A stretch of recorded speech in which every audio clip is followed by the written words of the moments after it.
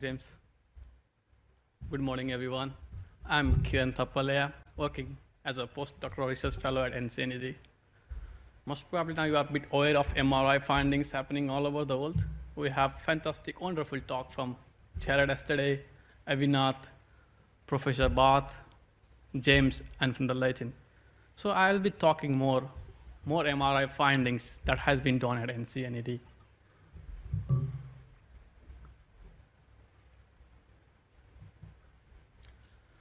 So, since yesterday we have been listening that ME-CFS patients have a wide range of symptoms. But let's not forget, they also exhibit neurocognitive impairments. For example, difficulty in processing information that includes slowed thought, impaired concentration, confusion, and even difficulty in making decision. If we go back to the Professor Angar talk, she did mention that ME-CFS patients have slower thinking only compared to the healthy control. And they do also exhibit short-term memory loss. For example, recalling information, poor working memory. They even forget sometimes like what they were talking and what they are gonna talk. So the main question is, why does this happen? There must be some reason behind it to happen, People just can't forget anything. So what we thought that these impaired cognitive impairments could be due to the tissue microstructural changes. For example, myelin iron, axonal density in ME-CFS patients. And as later mentioned that myelin plays a key role in neuronal signal transmission in the brain. Therefore, the primary aim of this study is to investigate tissue microstructural changes in ME-CFS patients using magnetic resonance imaging. The significance of this study may provide insight into the pathophysiology of this illness through novel MRI techniques. So let's go back to the 1993, where Natalson and his team observed some higher signal intensity in T2-weighted images in ME-CFS patients. You can see this white markers as lesions-like structure. But when these patients were followed up after a few months, they were diagnosed with different medical conditions. So we don't know whether these lesions or from the other medical condition or really from the ME-CFS. In 2018, Barden and his team used the T1 spin echo and found that signal intensity was significantly higher in ME-CFS patients in comparison to the healthy control. Now, what happens if we combine these T1 and T2 weighted images or calculate the ratio and try to study the tissue microstructural changes in ME-CFS patients? If you go back to the Professor Bath talk, he did mention about the tissue contrast in the T1 weighted images and T2 weighted images. So here we are going to take the advantage of these two imaging techniques. If you look at the left images, we have the T1 weighted images, which provides higher white matter signal intensity in comparison to the gray matter. And if you look at the T2 weighted images in the middle, that provides lower white matter signal intensity in comparison to the gray matter. But when we calculate the ratio of these two images, we can see the white matter contrast is much better when looking at the T1 and T2 weighted images. So in this study,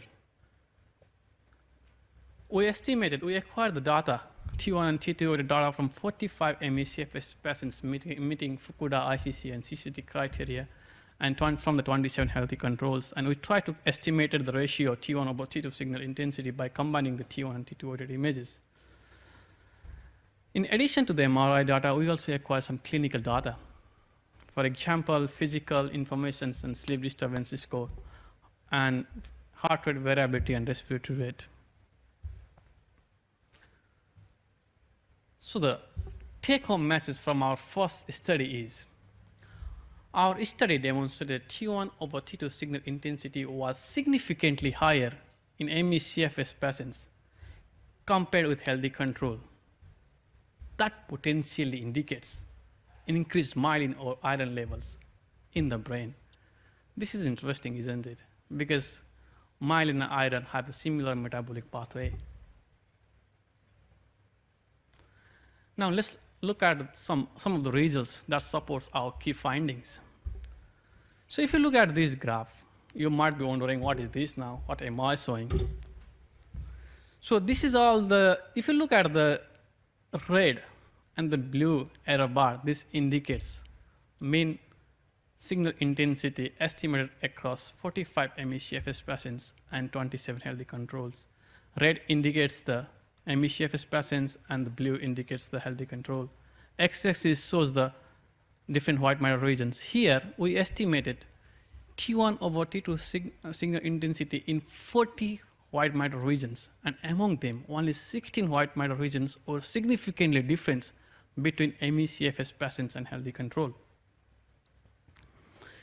In addition to the white matter, we also calculated T1 over T2 signal intensity in 6 subcortical regions, and only putamen and the pallidum were significantly different between ME-CFS patients and healthy control. So by this region-based analysis, we can clearly see that T1 over T2 signal intensity is significantly higher in ME-CFS patients compared with healthy control.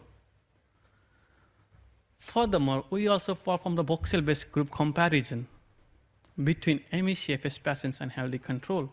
And in this figure, we can see that we can get a significant cluster in ME-CFS patients compared to healthy control, and in the similar regions in the brainstem, corticospinal tract, putamen, and subcortical regions. So if you look at our two results, region-based analysis and the voxel-based analysis, the conclusion is yes, we saw a significant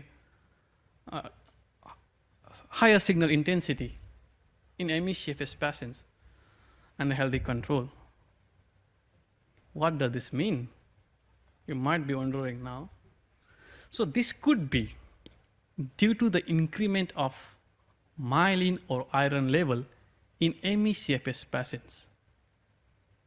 So another question, what does this indicate? Why does this happen now? So this could be because white matter structure may undergo compensatory and neuroplastic changes during the disease progression. And this compensatory mechanism could happen due to increment of myelin or iron level in the brain. And if we go back to the talk again, and yesterday talk from the Dawn and Sonia, Nat and Helen, they presented that TRPM3 or the calcium channel was impaired in ME-CFS patients. And we know that the calcium plays a significant role in maintaining the iron level in the brain. So that could be due to the impaired calcium channel in ME-CFS patients. In addition to that, we also perform the group interaction with the clinical measures, heart rate variability, respiratory rate, and physical activity. And here we show some abnormal brain regions in ME-CFS patients compared to healthy. So you can see the cingulate cortex were impaired in heart rate variability, corpus callosum in the respiratory rate, and other white matter regions in physical activity. Sure, I think Marcus did mention something about the diffusion tensor imaging. So in our next study, we use the diffusion tensor imaging to study the tissue microstructural changes in ME-CFS patients. This is the diffusion tensor imaging is a cutting-edge imaging technique that helps to visualize and study connectivity and continuity of neural pathways in the central and peripheral nervous system. So you can see in the images, there are 4 different images, and these 4 parameters, there are 4 parameters usually the DTI uses. They are fractional anisotropy, mean diffusivity, axial diffusivity, and radial diffusivity. So you might be wondering, what is these parameters? I wouldn't ask you to remember all these parameters' name, but the key message from this image slides is that this parameter value changes according to the tissue properties. For example, if you have this high axonal density, your FA values might go higher. And the research has shown that if you have the demyelination, your MD values goes higher. When you have the high density of myelin, your MD values goes lower. So this is what this parameter indicates.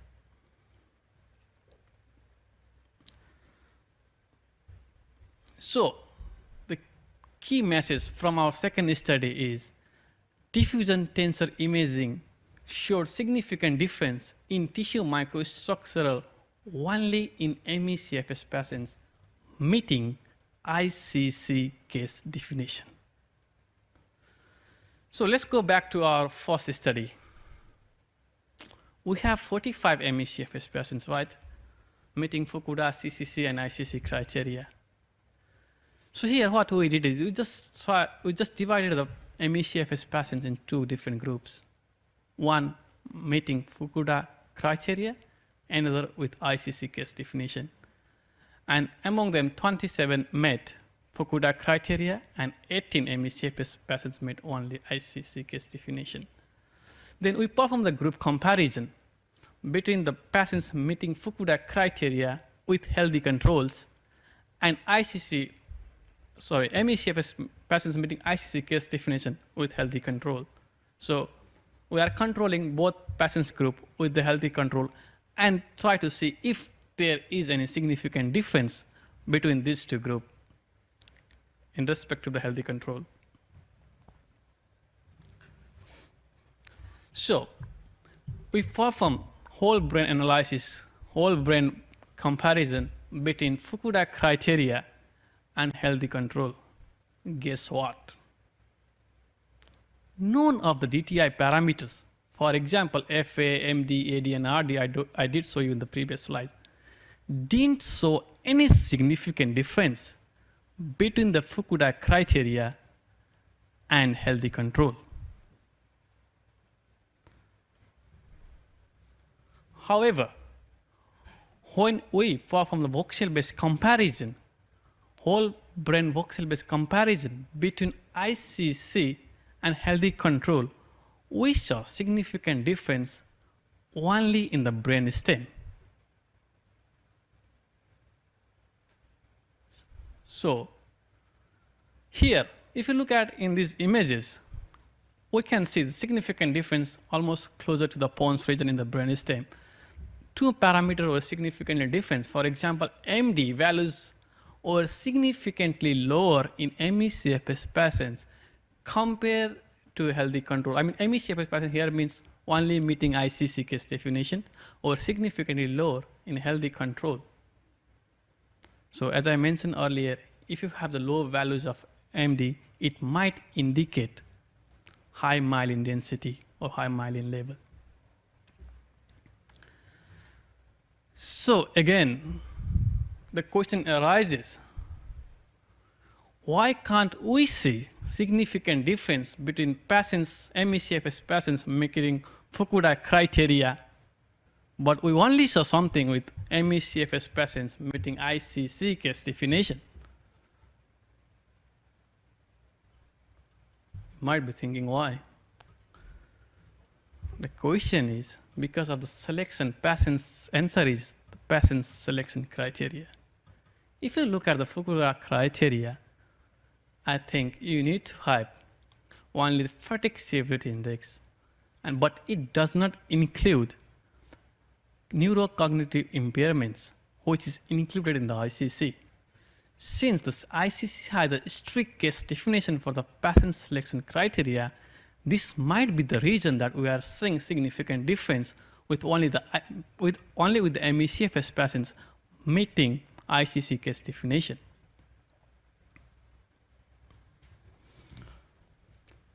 Yes, as I mentioned, differences were only seen in ME-CFS patients meeting ICC case definition. In addition to that, again, we performed the group interactions similar to our first study with the information processing score, and we did see abnormal in some of the brain regions in corpus callosum, hippocampus, parahippocampal gyrus. We performed the group interactions with Brodmann area, the respiratory rate, physical score and the sleep disturbance score, there are some abnormals in the gray and the white matter regions too. So let's move towards the conclusion of our two different findings. In our first study, we showed that T1 over T2 signal intensity was significantly higher in ME-CFS patients that could be due to increases in myelin or iron level. Our second study, based on diffusion tensor imaging, showed axonal microstructural changes in the brain stem. These changes were only seen in those ME-CFS patients meeting ICC case definition. This demonstrated that the strict case definitions are essential in investigation of the pathophysiology of ME-CFS. Question is, what next? As Marcus Barth pointed out, there are various advantages of ultra-high field 7 Tesla MRI scanner. Maybe now this is the time to move towards the ultra-high field 7 Tesla MRI scanner. Most of the MRI study are based on cross-sectional. Since it has been almost 35 years, the people are doing MRI, and most of them are cross-sectional study. Now, we need to have a longitudinal study to test progressive microstructural changes in ME-CFS.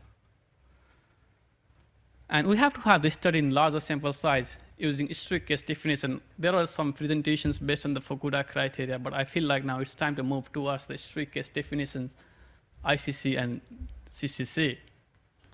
And if you look at it, if you go back to the Vicky Whitemore talk yesterday, there have been so many collaborative research in the US between NIH and different research institutes. So I feel like we should have the more collaborative MRI study, not only in Australia, not only in US, but all over the world. Then I think we can, all of us together can fight against this disease. So I would like to thank all the sponsors, supporters, granting bodies, and the collaborator, and my wonderful team at the right-hand side. They are very helpful. They have been very supportive. And our research wouldn't be successful without the help of the volunteers. So I'm really grateful to all of those patients, healthy controls, and everyone who have been supporting our research and taking part in our study. I might not be able to answer all the questions over here because of the time constraint. If you have any questions, please email me, or you can contact me via social media via my Twitter account.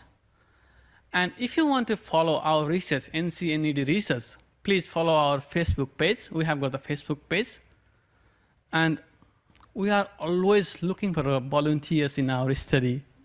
And if you are interested in our study, please contact NCNED, and I hope we can show you more results in coming years and more better findings. Thank you all.